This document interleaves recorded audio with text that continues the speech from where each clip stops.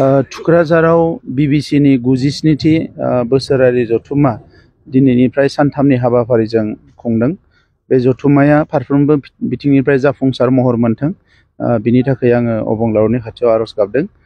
बोसोरफ्रामबो बेवहाय जथुम्मा खुंनानै माखासे मोजां बाथ्राफोरखौ सावरायनानै बे ओनसोलनि जोंनि गासैबो माहारिनि जिखिनि जोंहा सुबुं दङ बे गासैखौबो सांग्रां खालामनाय मोनसे गोथार आरो मोजां लामाजों दावगालांनायनि थाखाय माखासे बोसोनफोरखौ होनाय जायो।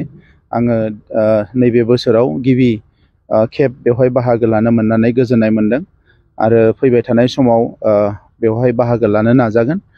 बिथांमोननि जि मोनसे गोजामथार बे केम्पास बे चार्च एन्ड केम्पास बेखौ बिथांमोना जोबोद मोजाङैनो डिसिप्लिनैनो मेनटेन खालामनानै लाखिदों आरो बियो मोनसे जारिमिनारि जानानै दङ। फैबाय थानाय समाव बेखौ डेभेलप खालामनो थाखाय बिथांमोना माखासे प्रप'जेल होदों आरो बेखौ जों लासैनो डेभेलप खालामनायनि थाखाय हाबाफारिखौ लागोन।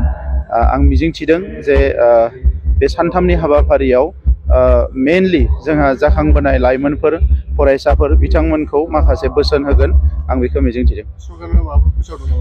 दिनै बुंनाय जादों बेवहाय मोनसे अडिट'रियामनि थाखाय 1.45 करोड़नि गोनांथि जागोन होननानै बेखौ जों फेस मेनाराव होनानै बेखौ लुफुंनानै होनाय जागोन।